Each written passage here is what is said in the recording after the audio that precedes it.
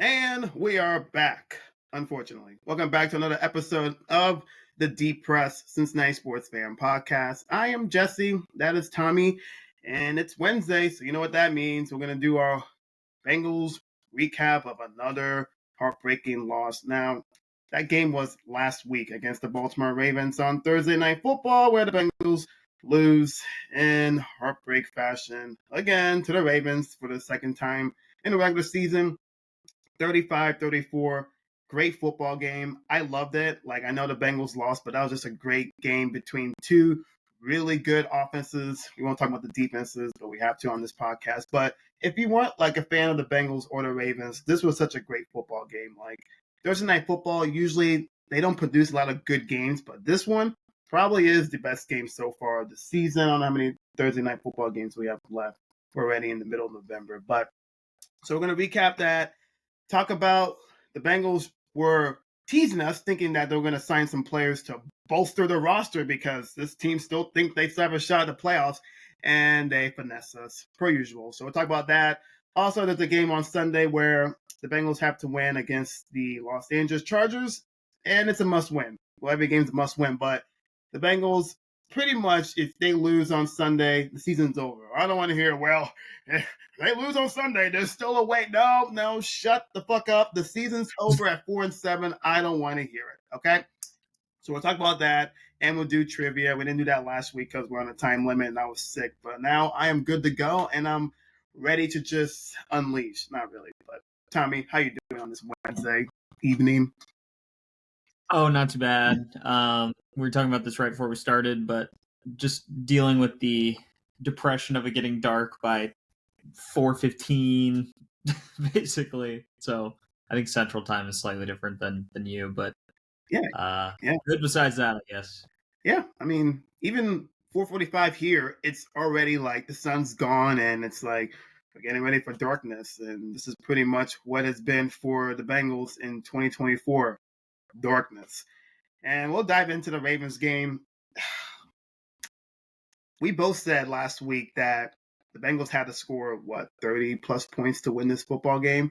And sure enough, they scored 34 points. You would think scoring 34 points against the Baltimore Ravens at their place on prime time? Oh, they're going to win, right? But we'll talk about why they didn't win. It's because of other things and the Bengals defense. But Bengals get the ball. They go 12 plays, 70 yards, and they went for it on 4th and goal. And I love how Zach was doing the aggressive approach because in this football game where you had to win, why not go for it? 4th and short, 4th and goal. I don't give a shit. Go for it. I love that. And the Ravens cornerback Stevens held Jamar Chase. It was kind of questionable hold because I was like, it was 50-50. I was surprised they called it, especially at their place, but I'm okay with it. And then the Bengals get 1st and goal after that penalty, and then Chase Brown runs it in for a touchdown. 7-0. You're thinking, okay, good start on the road, and then you think the defense is going to allow a touchdown? No, they didn't. Ladies and gentlemen, 3 and out by the Ravens offense. I was like, oh, wait a minute. I didn't think they were going to get a 3 and out in this football game at all. So when they did that, I was like, okay, maybe something could be different on this night. And then the offense get the ball back, 11 plays, 49 yards. And in this possession, I didn't understand here. So they got 3rd down and 4th down, right? They only need 3 yards, right? And they decided to throw deep passes on that. I didn't understand that. I was like, you just need 3 yards, my guy. You just need 3 yards. And I don't understand why throwing the ball deep in that possession. They went for it, and then they get it. And I was like, okay. And then you gave the Ravens good field position, and then they went down and score. Game's tied at 7. Right before halftime, the Bengals get the ball. They go 10 plays, 73 yards. And then Joe threw a pick to the cornerback, Stevens. It was a bad throw. And it was a good play by the Ravens cornerback. I was like, Joe, that's probably your worst pass of the season. But Stevens did not have 2 feet inbounds before he crossed out of bounds. So the Bengals were fortunate enough that was incomplete. And then Joe found Tanner Hudson for the touchdown right before halftime.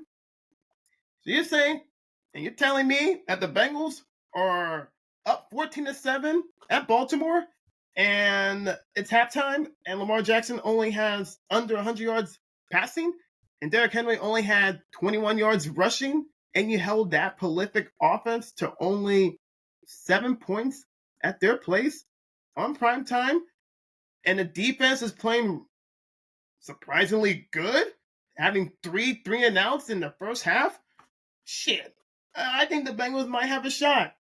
And then the second half, Joe Jamar, explosion play, 67 yards. Jamar running just all over the place from like 4 Ravens defenders. 21-7. And then the Bengals defense forced a 3-and-out in the Ravens' first possession of the second half. I'm like, here we go. Okay. I have so much respect for Lamar Jackson and Derrick Henry and Zay Flowers in that offense. But I was thinking to myself, the Bengals can at least say they didn't score in this second possession of the second half. Say they just got a good drive and they had to punt the ball. I'm okay with that. But I knew it was too good to be true. And I told you this. I was like, nope. Something is going to happen. Something's going to happen. Because I was like, there's no way things are going perfect for the Bengals right now. It's pretty much they've had the right game plan. The defense is flying over the place. The Ravens fans are booing, calling their offenses assholes. I was like, this is too good to be true. And then Chase Brown turned into Jeremy Hill, and he fumbles it. And then they gave the Ravens great field position, and then their offense was like, boom, here we go. Thank you for that much needed momentum that the Ravens offense needed, because they haven't been doing really well throughout the game.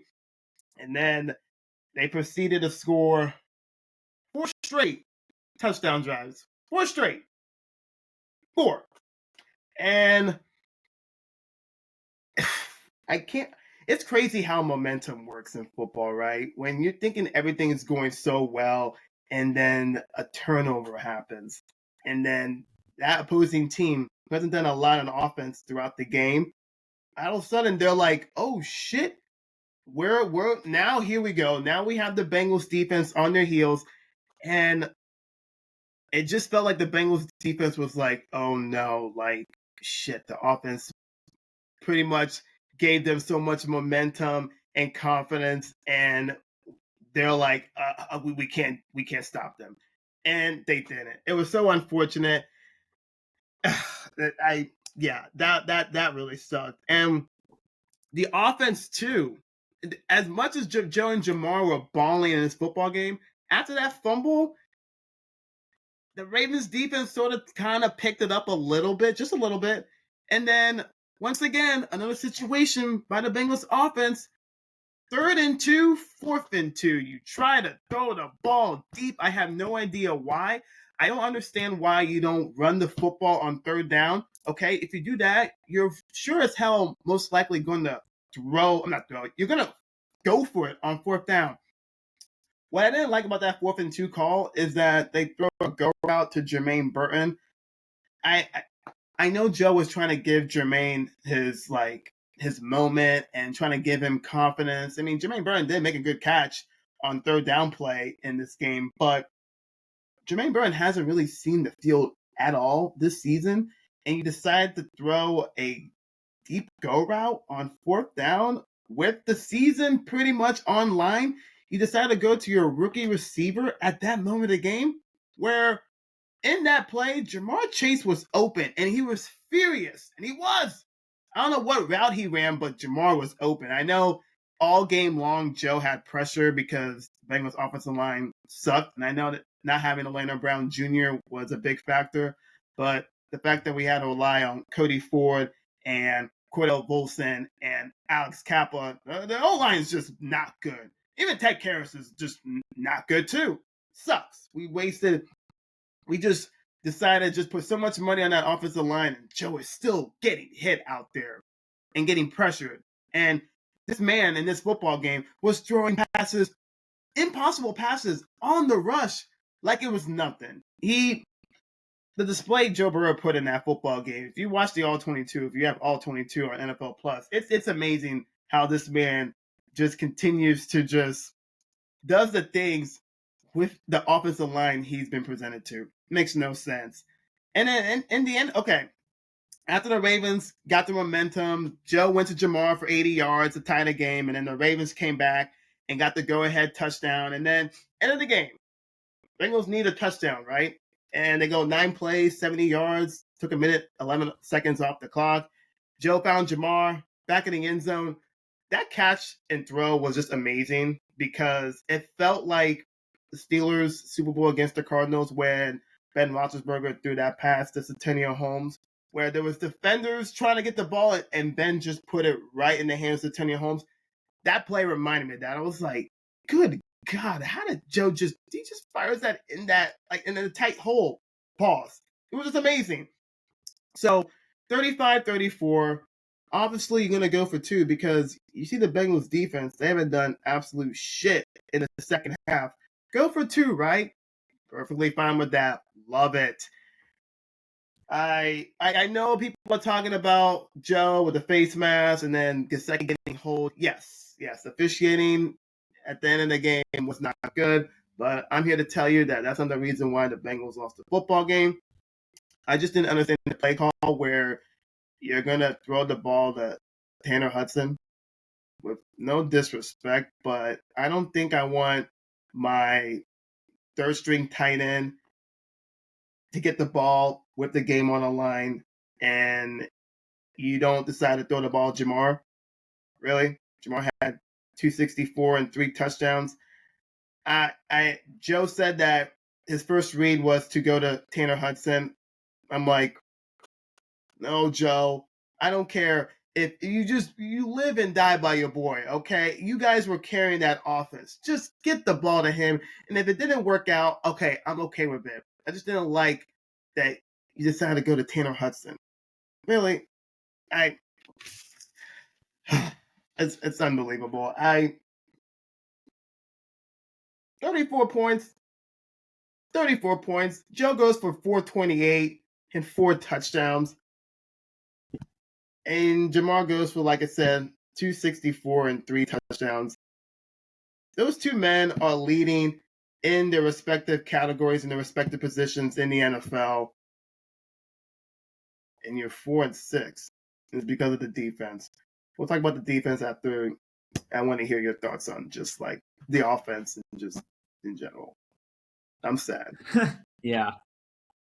I mean, if you think about the 2 games we played against the Ravens this year, 0-2, scored 72 points combined in those 2 games, and lost by a combined 4 points. So just devastating. And honestly, as a fan, I'm more frustrated on behalf of some of the guys on our team having to watch Joe Burrow and Jamar Chase and others continue to have just insane performances on offense and still lose these games because we can't stop our opponents from scoring 35 or more is just I can't imagine how frustrating it is as a player, as a quarterback, and as a receiver to put up 400 plus, 4 touchdowns, and then as a receiver to get 280 on the ground and not on the ground as receptions and still losing games. I missed that part of the interview where Burrow said that Tanner Hudson was the first read. So my initial reaction to hearing that is fucking audible, dude. Like, don't in such a crucial scenario. I like Tanner Hudson as whatever. Like, he's not a bad player. Game. But if you have a receiver on your team that has 289 yards already in the game, either throw to him, or if you really want to try to catch them off guard somehow, do some sort of jump ball situation to Gesicki. The dude's like 6'7". Like, just throw it up if that's the plan. We should not be doing at the goal line routes to our third string tight end. Like, what are we doing here? So that's just a terrible play call if that is the truth. If that is like actually what happened, is that Tanner Hudson was the first read, that's just a terrible choice. And we had a lot of good things to say about the offense earlier this year, and I was pleasantly surprised with how they were performing. But something completely changed. I don't know if it's just entirely Orlando Brown Jr. being out. I don't know if that swings the momentum. I don't know if, Cody Ford, we know Cody Ford is not exactly one of the more talented left tackles in the game, but one player shouldn't completely dismantle the entire rest of the offensive line. But it feels like everybody has really taken a dip in productivity and performance the last few weeks. So that's obviously not good either. Joe Burrow has done a good job because he's had 4 full seasons of experience basically at this point of how to maneuver with a bad offensive line. But we're still going to get the guy killed and make him be put in scenarios that he just doesn't need to be in all the time and we shouldn't be in. And the other thing is, if you put up 428 passing yards, 4 touchdowns, no interceptions, thankfully the one got overturned, but that should translate to a win. And the other part I'm frustrated about on behalf of other players on our team and just as a fan is like, I'm tired of us having to talk and be like, this thing that happened or event during the game that took place, should translate to a win, because like they just have to be wins at some point. Like it shouldn't just be this shoulda, woulda, coulda game. They just have to be wins at some point. And because I've said this 1,000 times in my life, and I'm gonna just continue to bother people about this, but this is once again the exact perfect case study for why wins are not a quarterback stat. Because this Bengals season, I mean, the Chiefs, I'm going to use them as an example, still undefeated.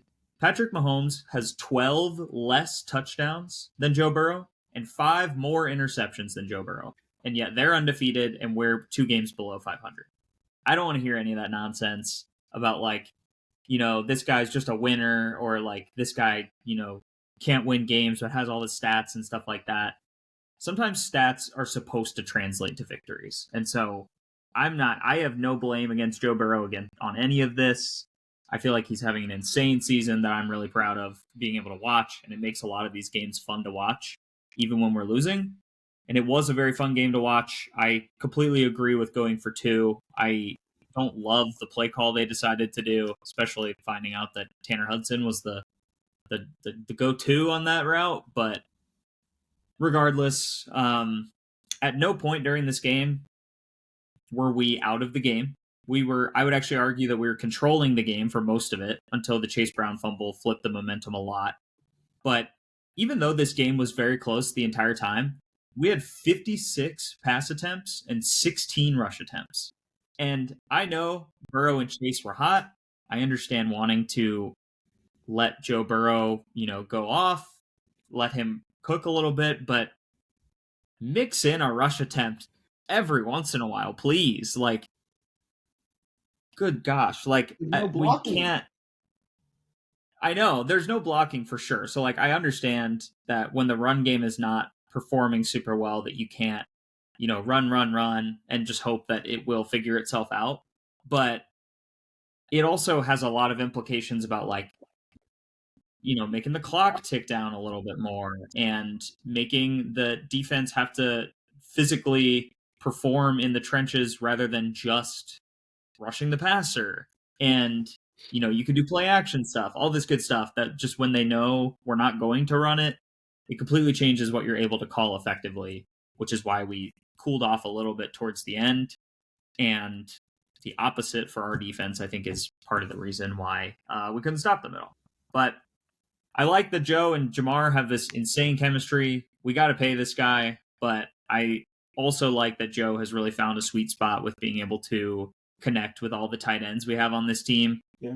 You feel like, when Eric All was healthy, he was finding him pretty often. He loves Gesicki, and Gesicki's playing really well, especially the last few games.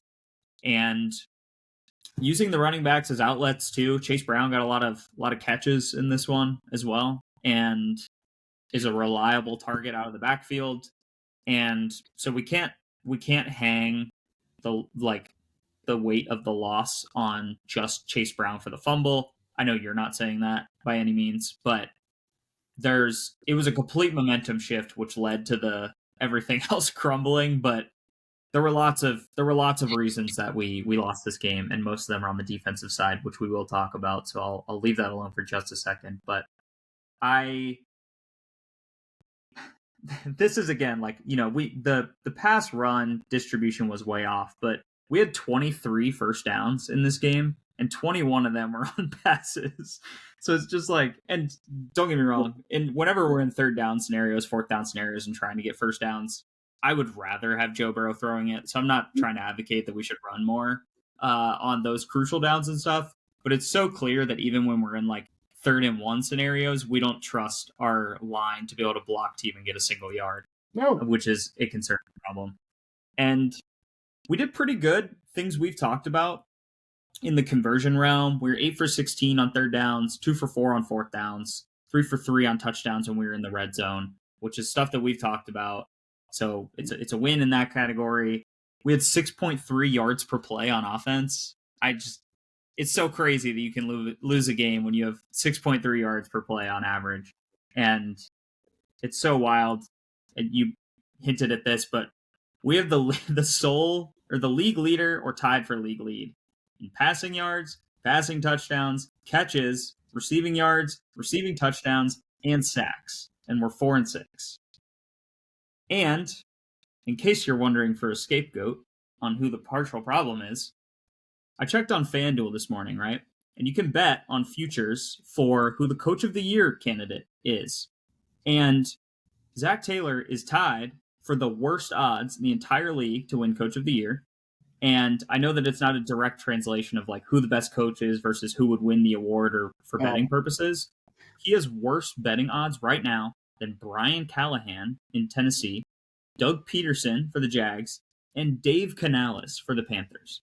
If you would have told me that this dumpster fire of a Panthers team, that coach has a better odds on chance to win coach of the year than our coach, I'd be like, why is this guy still on our team? That's all I have for offense. I actually don't have too much Zach Taylor slander this week. Not that it's gone, but I just have written less of it down this week. But that felt relevant for the disappointment of this loss.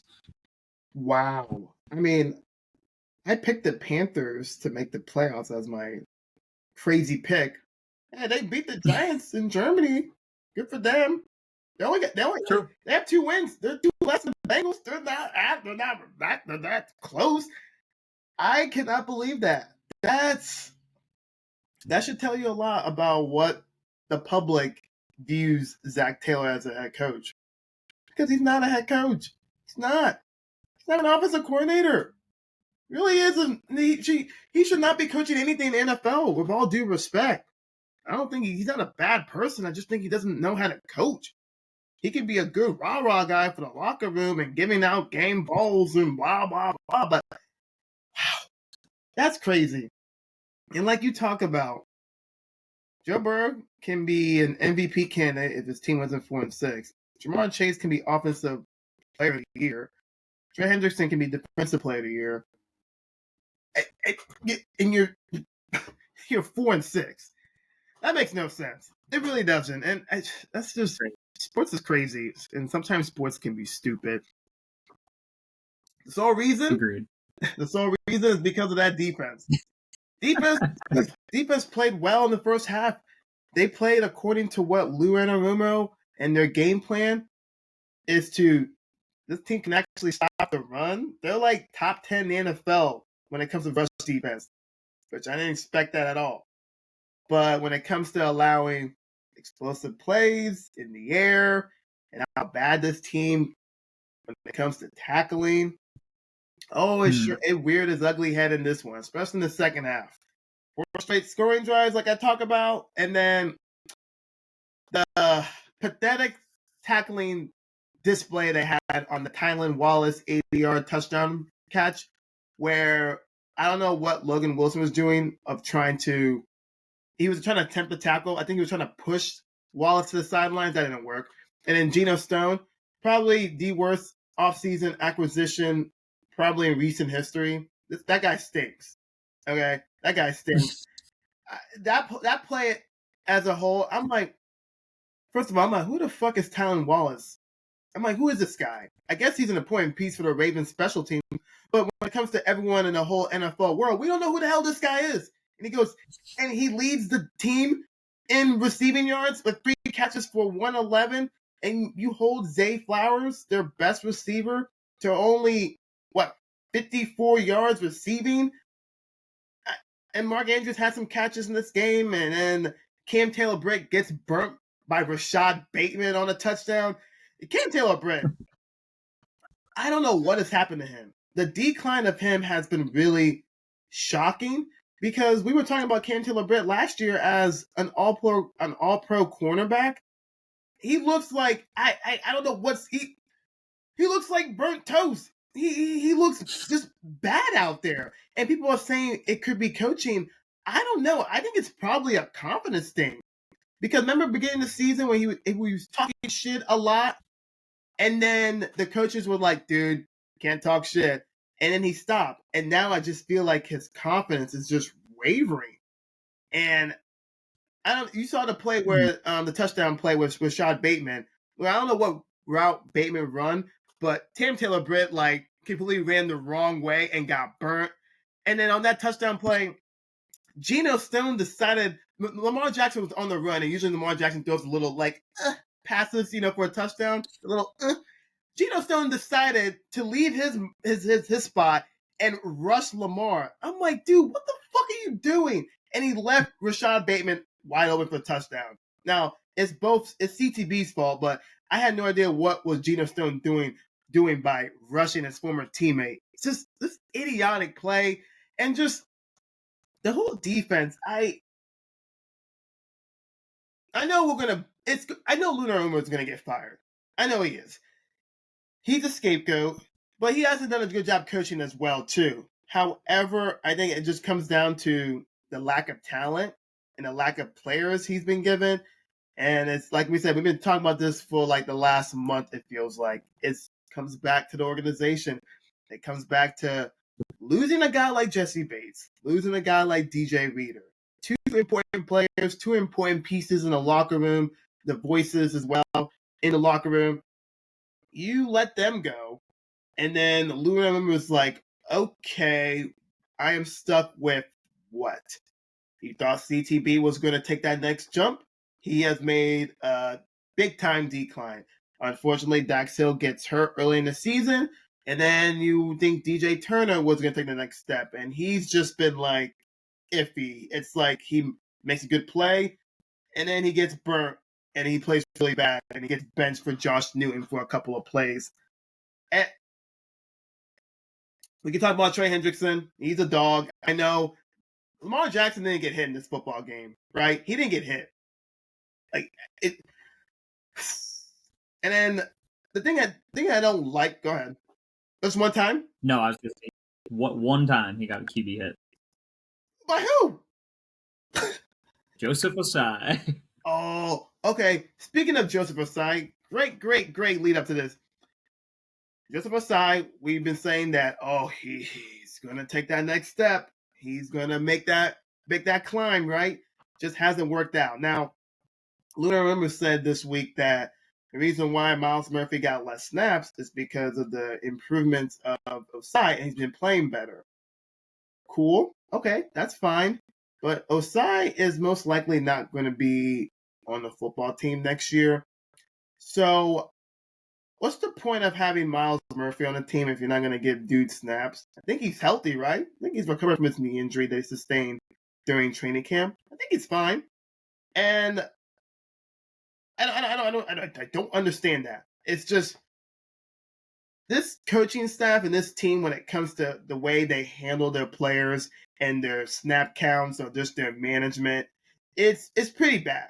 Like, I wish I can be coaching this team right now because there's a lot of things I would be doing right now. First and foremost is how to manage the defensive line and how the hell we can get our interior offensive line to even just not let Joe get fucking killed out there. It's a mess. And Jermaine Pratt, as much as we love Jermaine Pratt and him making plays in key situations in the last couple of seasons, there's times where it's just like, dude can be like getting. It's just he's not playing good out there.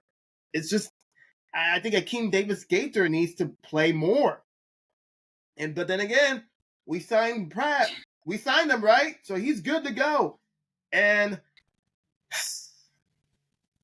yeah, there's really nothing else to say about the defense. I think if you guys are loyal Bengals fans and listeners of this podcast, you guys pretty know our stance on the Bengals defense. It's not good. They're the reason why this team is 4-6. I know the offense is not perfect too, but if your quarterback is throwing for 24 touchdowns and 4 picks, and your wide receiver has over 900 receiving yards and 11 touchdown receptions, you should be better than 4-6. It's ridiculous. And I have nothing else to say about the defense. They are pretty much a waste of my time. And yeah, that's all I gotta say. What do you have to say? Yeah, I agree that, yeah, the offense is not perfect, but the offense is far from the reason we're losing games. Yeah. And I'm going to start this part off with kind of a depressing stat, but we hinted at this a little bit last year. So we've played 10 games so far this year. 5 of those against below 500 teams, 5 of those against above 500 teams. Average points allowed when we're playing the below 500, 17.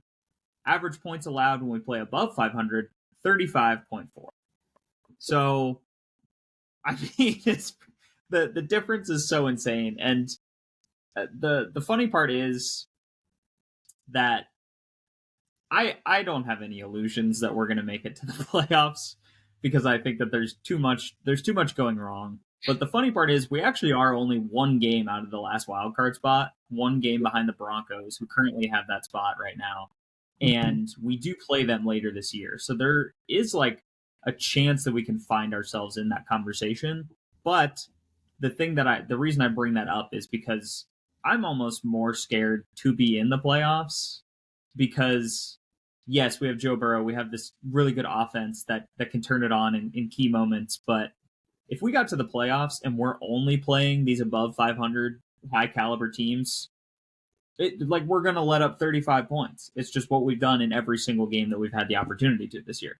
The only team that's above 500 that we've kept below 30 is the Chiefs, who I think scored 25 or 27. So it's not like we, did very well against any of those guys. So anyway, we're 2 completely different teams and defenses when we're playing shit teams and teams that are actually in playoff contention. So it's pretty clear what would happen, I believe, if we did make it far enough to actually even have playoff considerations. We had 0 sacks, that 1 QB hit by Joseph Asai that I mentioned, so we barely had any pressure the entire night. Derrick Henry had only 16 carries for 68 yards, which is 4.3 per attempt, which is not, terrible by any means, but you would like to think that if you hold Derrick Henry to those numbers, that's a winning day. And, Derrick Henry under 70, less than 20 carries, that should be a recipe for success. I'm sure we went into the game thinking that if we can hold him to under probably 100 was probably the goal, even, that would have been a successful day.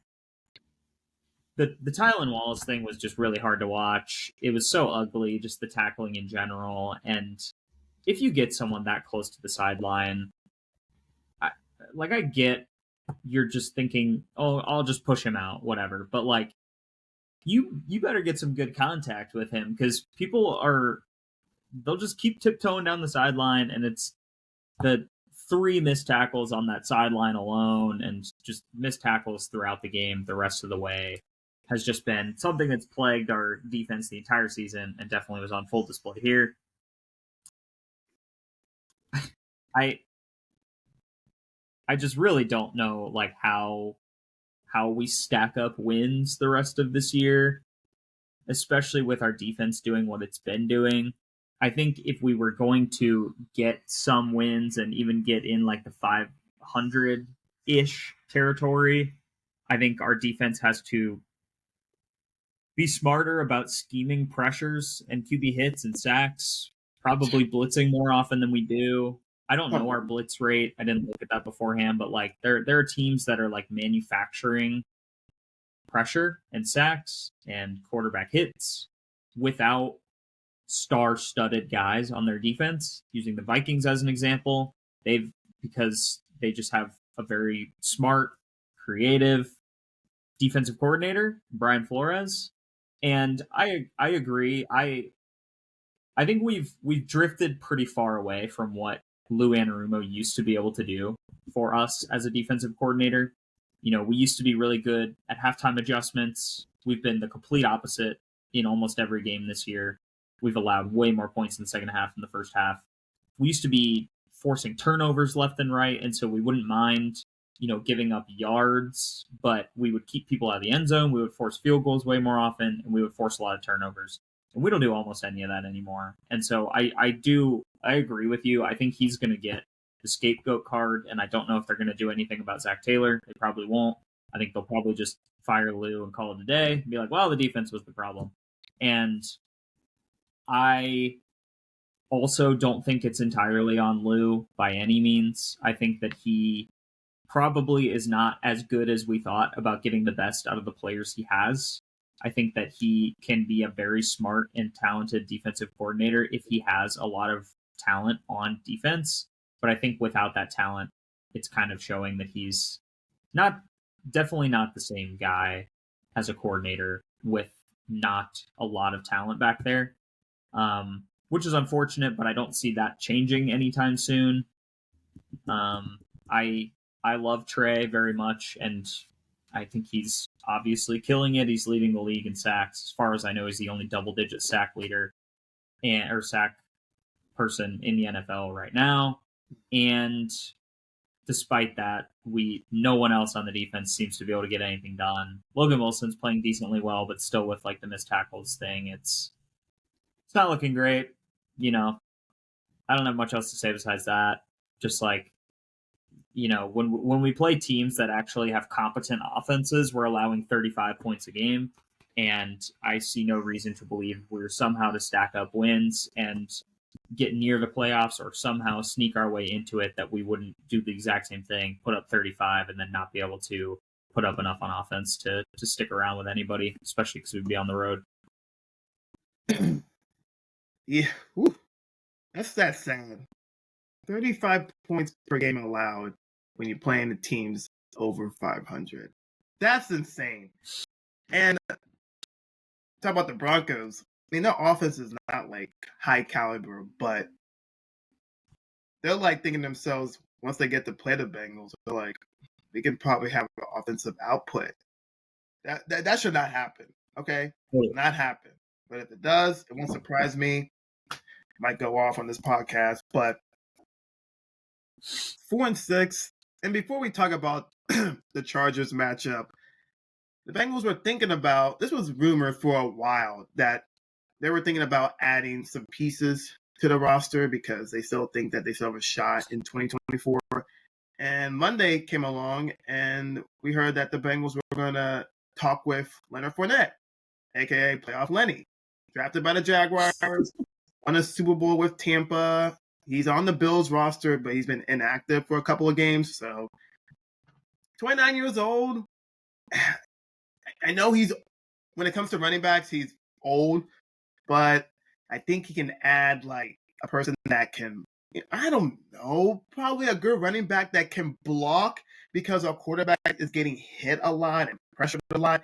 I thought that would have been a good piece. Bengals decided, nah.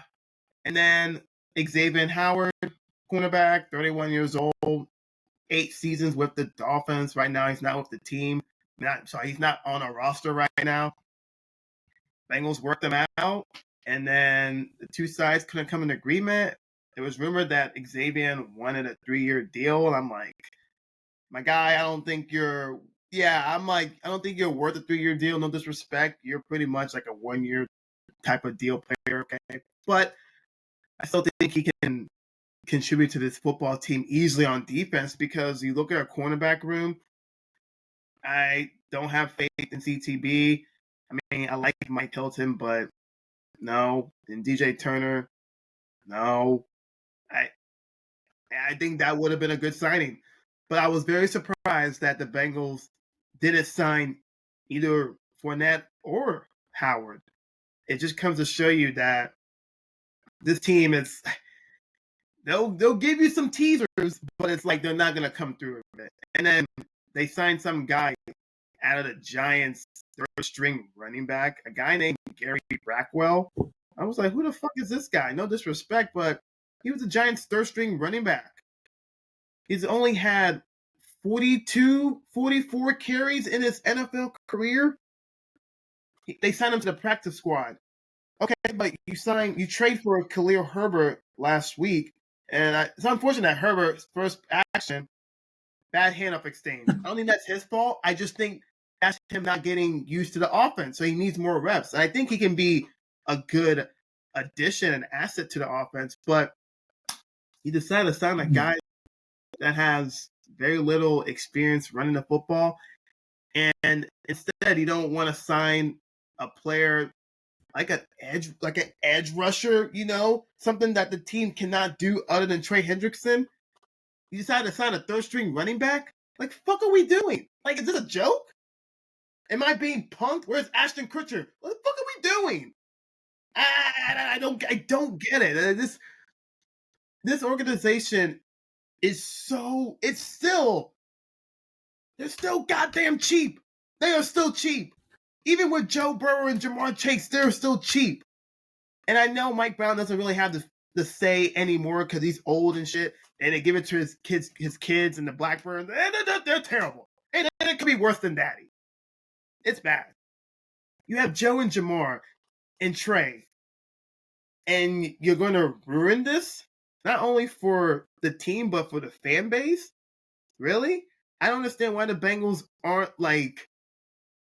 If you say that you're a Super Bowl team contender every single season, I think you should be wanting to like elevate your roster. Like, you have the cap space, you have the money, you can do that. But then again, you go in this offseason and add some players that are like, yeah, Geno Stone, oh well, yeah, 7 picks last year with the Ravens. Yeah, I think he's gonna be a good addition. But it's been bad because you look at those 7 picks, you can honestly think, who's the Seahawks head coach who used to be the Ravens defensive coordinator? Is it Mike McDonald? I think that was all him and the Ravens players that made Geno Stone the way he was last year. And then, who else did we sign that this offseason that is not pan out? Thinking on defense, but I think that's pretty much it, right? We got Von Bell back. Oh, yeah. You bring Von Bell back, right? Didn't work out in Carolina, so the Bengals are like, oh, let's have a reunion of 2021, right? Super Bowl run. Let's bring back Von Bell. Old-ass Von Bell. I love Von Bell, okay? But he adds nothing to this team, okay? He is a liability, just like a lot of defensive players. Well, you can say all of them other than Trey Anderson. They are a liability. You bring back Von Bell. What? He's not good. He's not good out there. He's old. Like, what are we doing? Seriously, what are we doing? Like, this team is this organization is so cheap, man. Cheap ass owner, cheap ass organization, and it's just basically the same shit. I thought things were going to be different with Joe Burrow. Apparently not. Apparently this organization is still the same. That's all I gotta say. Yeah, dude. We definitely are super cheap, and we keep trying to get these discount players. You know, you said earlier that you think Geno Stone maybe is the worst signing, and maybe slightly recency bias, but I would argue that Nick Scott was really fucking bad last year too. I think so Nick it's Scott just another example.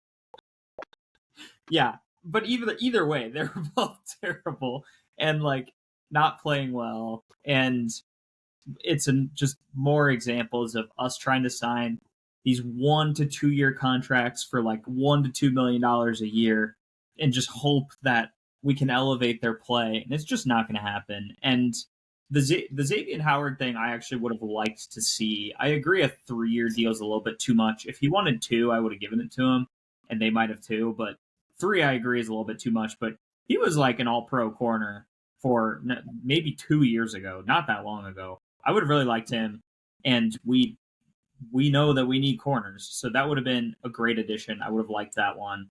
To be honest, the thing with Gary Brightwell and even Leonard Fournette, I just feel like what we're making moves in just the wrong spots. Like, we don't need more. Like, if you want to sign one of the practice squads so that we can, in case someone gets injured, you can elevate and you don't have to just play with Travion Williams the whole time.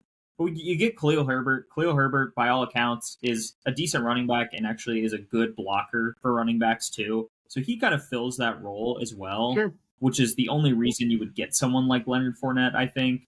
And so I just feel like we're bolstering. The only place we seem to be bolstering this roster is the running back room. And I just feel like, one, that's not the problem, because when Chase Brown is healthy, he's a really, really good every down back.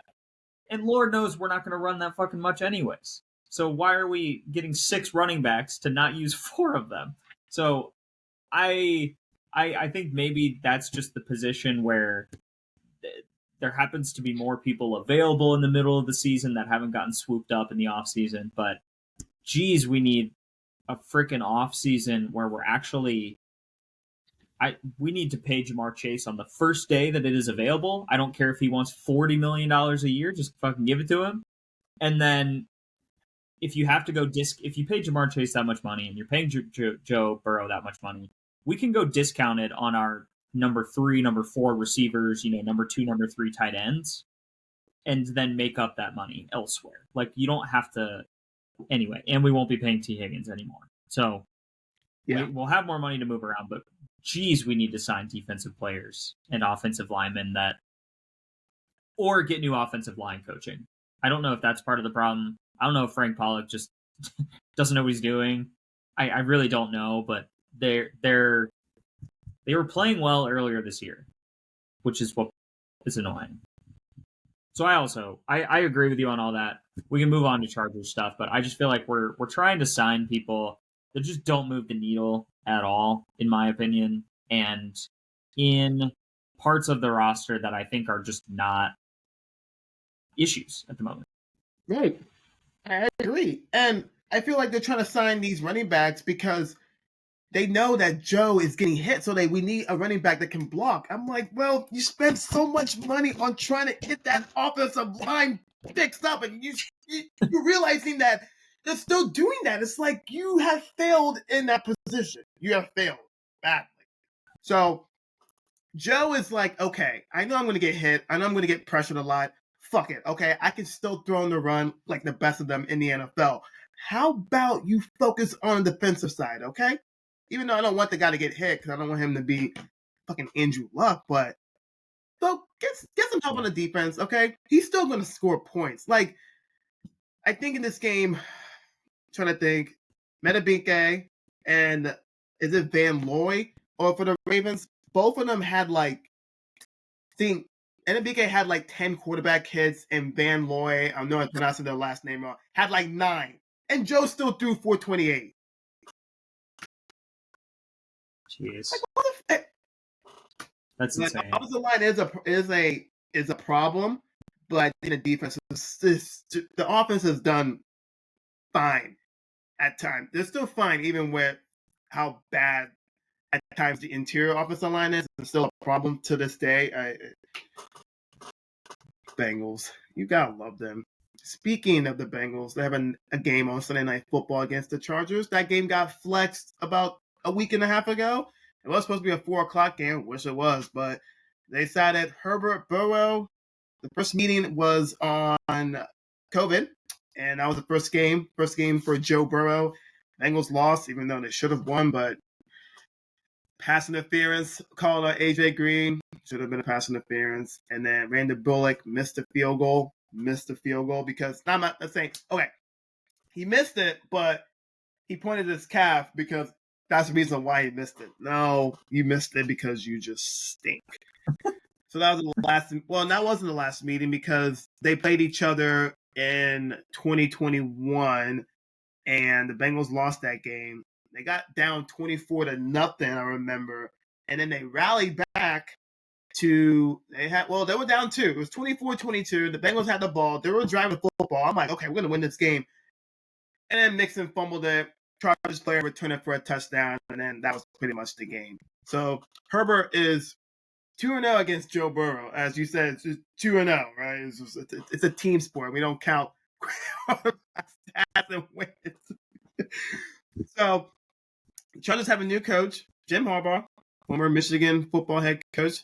After he won the national title last year, knowing that there's going to be allegations, other things, violations, Michigan, he decided, you know what? I did my duty at Michigan, my alma mater. I'm going to go back to the NFL. And so far, it's working well for them and for him. I mean, the Chargers are 6-3. They're on a 3-game winning streak. Justin Herbert's playing well. J.K. Dobbins is finally healthy this year. Happy for him because I really like Dobbins. And then Gus Edwards is on the team. So both Ravens players go to L.A. and they're doing well. Herbert has 10 touchdowns, only 1 pick, but they're running the football a lot.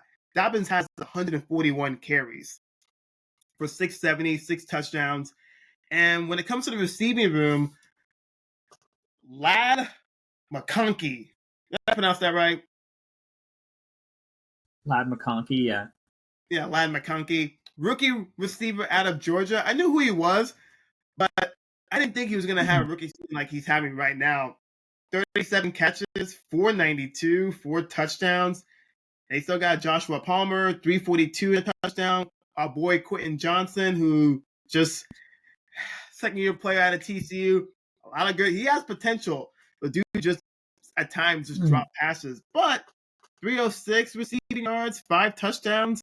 So he's having a good year. It's just at times Quentin Johnson can be just dropping the easiest passes, and then we're like, guy, what are we doing? I like his upside. I really do like Quentin Johnson's upside. And then the Chargers defense. And that's what pretty much is going to scare me. They lead, not lead, they're one of the top of the league when it comes to sacks. They got 31 sacks as a whole on the defensive side. We know about Khalil Mack. He's like 32, but he can still get to the quarterback. 4.5 sacks. But Bud Dupree, former Steeler, he has 5 sacks. Morgan Fox, 3.5 sacks. Joey Bosa, 3 sacks. And then the leader sacker on the team, boy, I cannot pronounce this guy's name. Is it Tuli Tapalutu? I get that right? I cannot help you with that one, I'll be honest. Thank you, sir. It's okay. But he leads the team with 5.5 sacks. This game for me is about how bad I feel like the Bengals offensive line is going to do against a really good defensive line like the Chargers. I think the Chargers defensive line is better than the Ravens, and they've been playing really well lately overall throughout the whole season. And this game is going to come down to, I know what the Chargers defense is going to do. It's about what the Bengals defense is going to do against the Chargers offense. And I know the Bengals defense, when especially comes to run defense, has played well this year. I think this Chargers offense is more run heavy. And I think that the Bengals run defense numbers are a little askew. I just have a bad feeling that Dobbins is just going to run all over the Bengals run defense. And I have no hope for the Bengals defense. I don't. I have no hope for the Bengals offensive line, especially the interior offensive line. And Khalil Mack did have like 6 sacks in a football game last year. And if Orlando Brown Jr. doesn't play on Sunday night, and it has to be Cody Ford, that guy's line up against Khalil Mack. Then if you're a betting person and you see the sack line for Khalil Mack, if it's over 1.5, take it. Okay? Because I think that whole defensive line is going to have a field day with the Bengals offensive line. And I just have to pray for Joe that he gets out of that game alive. Can they win this football game? I think they can. I just don't have hope on the defense or the offensive line. I really don't. It's tough to say. It really is. I don't know, man. I don't know. That's all I gotta say. I know what this football team is, and my gut feeling is that this game could be a blowout. As much as Joe and Jamar are killing it, I just feel like this game's a little too much for that offense, especially for Joe and Jamar. I could be wrong. I hope I'm wrong, but I won't say a blowout. I'll say the Chargers are going to just command this game from the jump. Go ahead. Yeah, I hope that it's close, and I hope it's not a blowout. But I do agree that if my options are, I think it would either be a close game or they blow us out. I think there's virtually no possibility that we blow them out, just because of the way our defense has been playing. I agree. I mean, I think Jim Harbaugh has done. I don't love him, but I think that he's done a really good job this year and taken the Chargers back to being what they're supposed to stand for and what they were claiming to stand for the last few seasons, which is defense and running the ball. And they've been running the ball really effectively. You mentioned J.K. Dobbins has 670 yards. He's averaging 4.8 yards per carry. They're doing a good job blocking for the run. And they have 243 pass attempts on the year and 266 rush attempts on the year. So 23 more rush attempts than pass attempts. And when you have Justin Herbert, the fact that you're running way more often, even having Justin Herbert, is telling of the kind of identity that Jim Harbaugh wants to bring to this team. And he's done a really good job of setting that tone for them this year. And last year, one of their things was that they were the highest paid defense in the entire league last year, but were ranked 32 in total defense. So they had all these guys, they brought all these guys in, but couldn't get them to work together, and it just looked really bad last year. But they brought in Harbaugh. He helped them to, I think the thing that he's done a lot better this year is helping to scheme team sacks, where it's not about one guy that's going to go in and get there. It's not about just scheming, Joey Bosa to get in there or Khalil Mack. It's about a team effort. I mean, you mentioned this. We didn't, pause too much about it, but their team leader in sacks is 5.5. That's really not that many. For a team leader to have 5.5. But the key thing I think about this is they have at least half of a sack from 14 different players and from at least one from every single position on the defense. Must be nice. And I know, right? To reference that to the Bengals, we only have half a sack from 7 different players, and we have 0 sacks from any linebacker or safety on our defense. So the only sacks are coming from basically Trey Hendrickson alone, but the defensive line by itself, and occasionally a half sack from someone like Mike Hilton. But they've been able to find ways to get linebackers, safeties, corners, and anybody to go in there and have it be a team commitment thing to it. The other thing that I think can illustrate their coaching and how Jim Harbaugh has coached this team very well that Brandon Staley was never able to do is they're not losing to the bad teams, and they're able to hang in there, if not beat, the good teams, which is the opposite of what we've been able to do. They beat the Raiders, the Panthers, the Saints, the Titans, the Browns, and the Broncos. All teams that are definitively worse than them, but you're supposed to beat those kind of teams. You know what I mean? Mm-hmm. And then their losses were to the Steelers, which they lost by 10. 10's not awesome, but it's not terrible. They lost to the Chiefs by 7, which again, not terrible. And then they lost to the Cardinals by 2. So they're not losing by much when they do lose. And then they're pretty handily beating the teams that they should be beating. The thing about Quentin Johnston that I'll say is I don't think he's a complete scrub, but I think the problem is if I was looking at him as a 4th round draft pick, I would say, that's a pretty solid receiver. It's a great 4th round draft pick.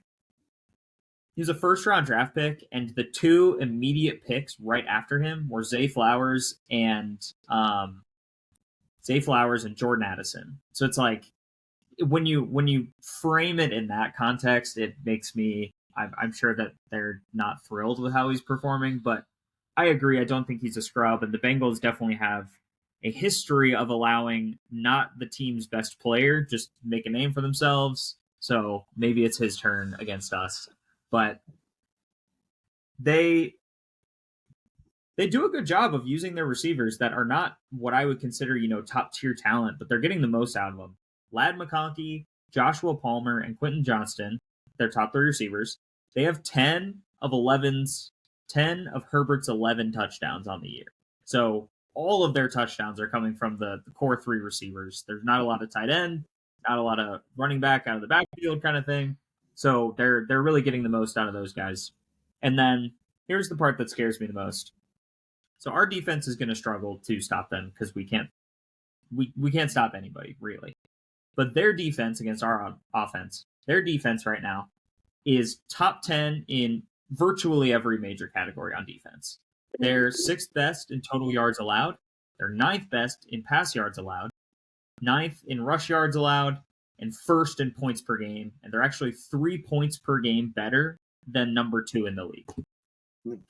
And I just think it's going to be a tough day at the office for us on offense, and we know that we won't be able to slow them down for very long. So that's where I kind of agree. If this was going to be a blowout, I'd be a little bit worried that it could start looking like that pretty early, especially if they're able to perform how they've been performing. The other thing, they have the second best turnover differential in the league, so they're playing cohesively on both sides. They're tied for the fewest giveaways in the entire league. They only have four giveaways, one pick and 3 fumbles. The Bengals are in the bottom half of the league for takeaways, so they're not giving it away. We're not taking it away. I really don't think that's going to change this time. And then, honestly, as good as Herbert is, like on paper, and how much hype he has around him, all he's really had to do this year is just be slightly above average. He's 22nd in the league in average pass yards per game. He only has 11 touchdowns on the year, which would be on pace to get about 21 through the entire year. But he's only thrown 1 pick the entire year, which is best among all starters. So he is doing just good enough and exactly what the doctor ordered, exactly what Harbaugh needs him to do. Then they run the ball. They can do play action. They can do fun stuff. And he's getting the most out of his 3 receivers, even though they're not necessarily household names.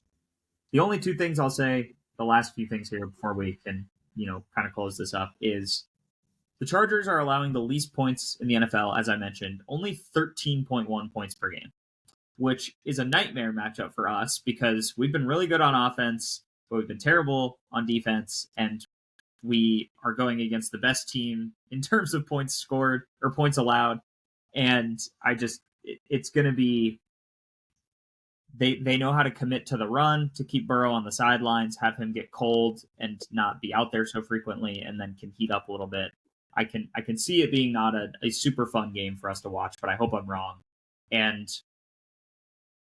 that's pretty much it. I'm excited to watch it. I'm kind of shocked that they flexed Bengals-Chargers to Sunday Night Football, knowing that the Bills and Chiefs are playing at 3:30 or 4:30. So I'm surprised they didn't flex that one, but I don't know. That could be a CBS deal or something like that. CBS, because it's Nance and Romo, and Romo has to, blow off to his boy Mahomes. So that's they protected that game for them. So yeah, you're right.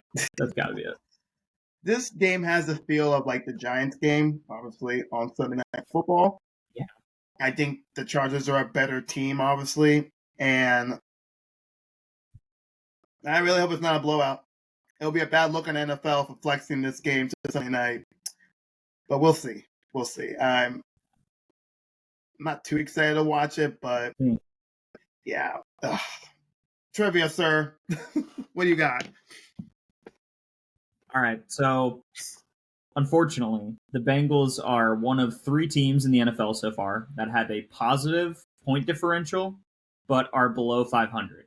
Damn. So, can you name either of the other 2? Steelers? Well, they're not below 500. Oh, my love. I'm sorry. Below 500. Oh shit. So they're scoring more points than they're allowing, but still below 500. Who in the world? Okay. Seahawks? No, it's a good guess. They're both in the NFC though. Okay. Who in the NFC? Cowboys? One. No, that's also a good guess though. Gosh. Oh, what? Hmm. I know it's not the same. They're bad. No, not the Saints. Who's under 500? One from their division. Carolina? Tampa. Buccaneers are one. Tampa. And then the other one is was known early on in the season for very, very good defense, but not playing super well on offense. And then now they just fired their offensive coordinator. Oh, if that's too much of it. Bears. Damn. Yep. What a mess the Bears are. I knew that hype was. What a mess. I knew the hype was too much. I just had that feeling, and I said that too early on. It was too much. Yeah. Feels like Caleb Williams has. He played well in the beginning, and then he's like regress. It's like, I know you're a rookie, but it's like to play good and then regress like really bad. It's like, oh, okay. Yeesh. Yeah, I feel like whenever I watch Bears games, I feel like I get the same frustrations watching our coaching staff as I do watching theirs. They make a lot of similar, just like 4th and 3 behind the line screen passes and crap like that. Oh. Okay, this one surprised me a little bit. But there is one division so far where every team in that division has a negative point differential. Oh, it got to be the NFC East. No. The Eagles, I think, are plus. Or the Commanders, too, are plus. Yeah, Commanders are plus. Yeah, I'm about to say. They're a good team. 3 of the teams are, like, pretty handily below 0, but then one of them's only -2 as a point differential. The South? NFC South? No? Not the NFC. No. It's the AFC. AFC South. The AFC South? Really? Well, okay. I feel like Texans are only -2. Yeah. Colts are -15, and then the Jags are -62, and the Titans are -83. Sheesh. Also, Titans with a first-year coach are -83 in point differential, are drastically below, and Brian Callahan still has a better chance at winning Coach of the Year than Zach Taylor. That's really sad. That is so sad. Oh my god. Unbelievable. All right, man. Well, it's been a good podcast. And after every Bengals game, Mr. Reaction Pod, who knows what's going to happen? I know I put in the title after the Ravens game that instant reaction from the Bengals season-ending loss to the Ravens, because I believe the season is over, but mathematically they're still in it. But they lose. They lose Sunday night. So it's over, and I think all hell is going to break loose. I really do believe that. I think when it comes to the locker room, you're going to see some talking, and I think some players might come out publicly. So we'll see that. I don't want to, but it might happen. So, yep.